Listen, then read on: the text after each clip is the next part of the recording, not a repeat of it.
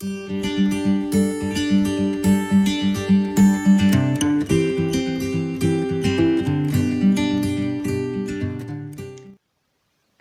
encore une fois, bonjour à chacun et bienvenue au Café à la fois.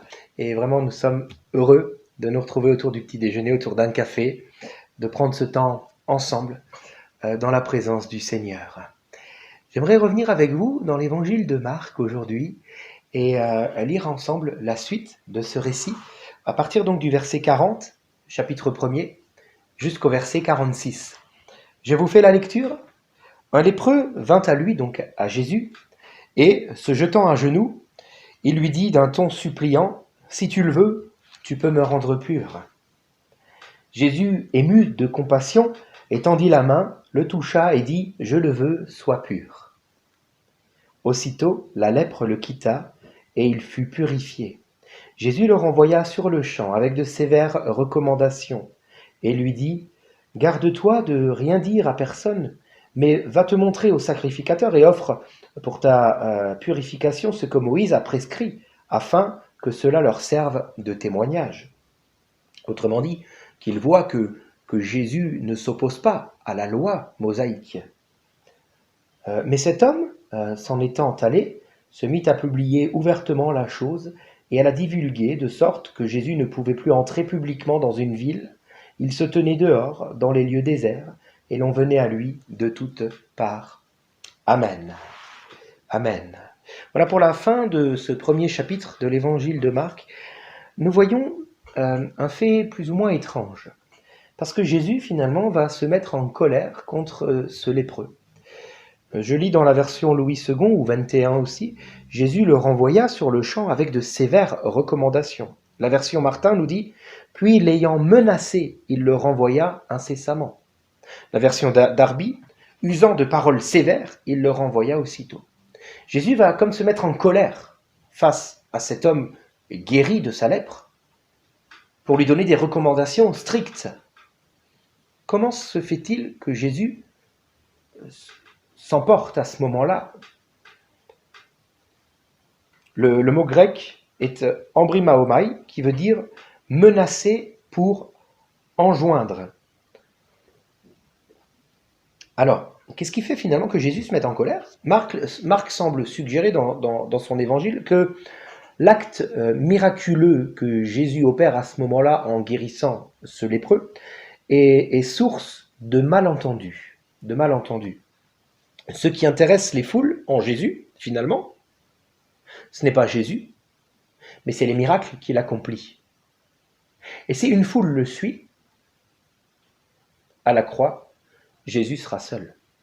Ou du moins, seuls quelques-uns, une petite poignée, seront là pour lui. Alors, je me pose la question, qu'est-ce qui m'intéresse, moi, dans la personne du Seigneur Jésus? Qu'est-ce qui me fait le suivre? Est-ce un intérêt pour le miraculeux? Voyez-vous, comme on en a parlé durant la semaine, là, déjà depuis lundi, cet intérêt pour le miraculeux que je peux avoir, confronté finalement à la liberté souveraine que Jésus a, il vient, un peu comme le vent, on ne sait pas où, il ne s'arrête pas forcément à telle étape ou à telle étape, ou alors il s'arrête mais pas longtemps, on n'a même pas le temps d'aller le rejoindre. Donc ma soif du miraculeux, confrontée à cette liberté qu'a Jésus-Christ, qu'est-ce qu'elle va entraîner finalement dans l'évangile? Le rejet et la croix. Le rejet et la croix. Mais il ne doit pas en être de même dans ma vie. Si je m'attends à ce que le Seigneur me bénisse, s'il ne le fait pas spontanément, s'il ne le fait pas comme je l'entendrai ou comme je l'attendrai, ou au moment que je le voudrais, je ne dois pas pour ma part le mettre sur la croix. C'est-à-dire me détourner de lui. Mais on en a déjà parlé, il me semble, de tout cela, non? Voilà.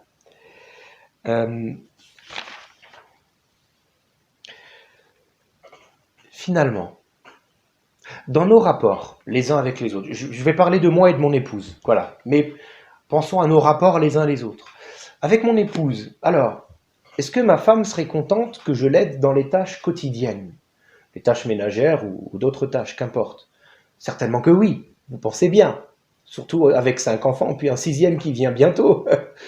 Maintenant, si je l'aide, mais en murmurant, en râlant et en cassant tout, est-ce que vous croyez sincèrement qu'elle sera contente? Bah non. Bah non. Eh oui, la pauvre, elle n'est pas aidée avec moi. Mais bon, le Seigneur travaille mon cœur. Finalement, ce qui compte, est-ce que c'est ce que je fais ou est-ce qui je suis au regard de mon épouse?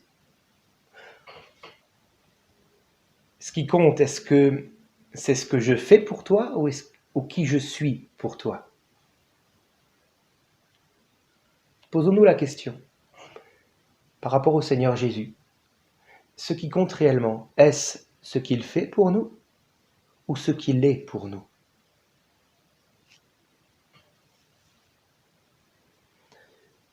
Voyez-vous, dans ce miracle que Jésus a accompli vis-à-vis du lépreux, ce qui comptait réellement n'était pas le miracle en lui-même, mais la compassion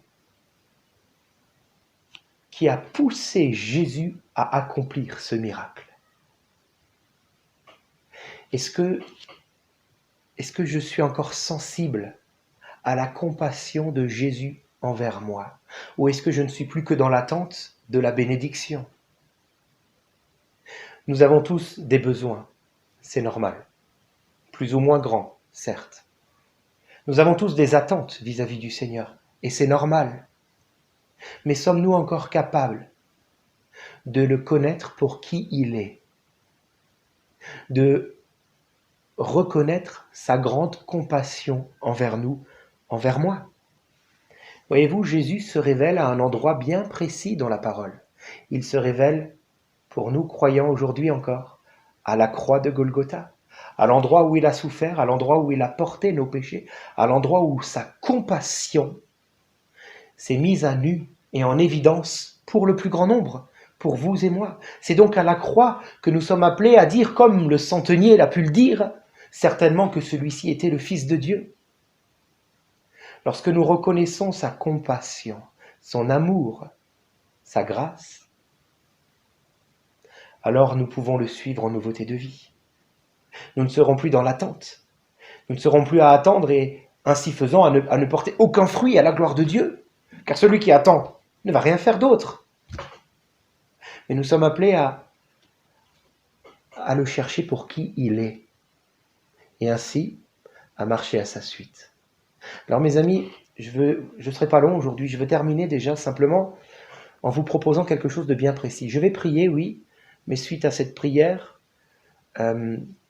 pourquoi pas pendant le chant qui va suivre, ou même suite au chant, est-ce que nous ne pourrions pas prendre un temps devant le Seigneur pour lui demander de nous révéler tout à nouveau sa grâce, son amour et sa compassion à notre égard?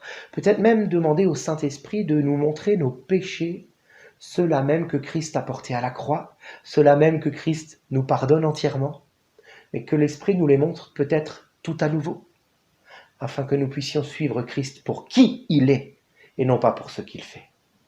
Seigneur, merci pour ton amour qui s'est manifesté à la croix. Il n'est rien de plus cher à mes yeux que ton amour et ta compassion, que ta croix dans ma vie, Seigneur. Oui, je suis dans l'attente de certaines choses, mais ce qui est de plus cher pour moi, c'est toi, Jésus. Alors je prie que dans ces moments, tu me révèles tout à nouveau ta grâce, ton amour, ton pardon, Seigneur. Que le Saint-Esprit me montre tout ce que tu as effacé dans ma vie, afin que je sois comme tout à nouveau amoureux de toi, Seigneur. Oh Jésus, révèle-toi à moi, révèle-toi à nous, tout à nouveau. Amen.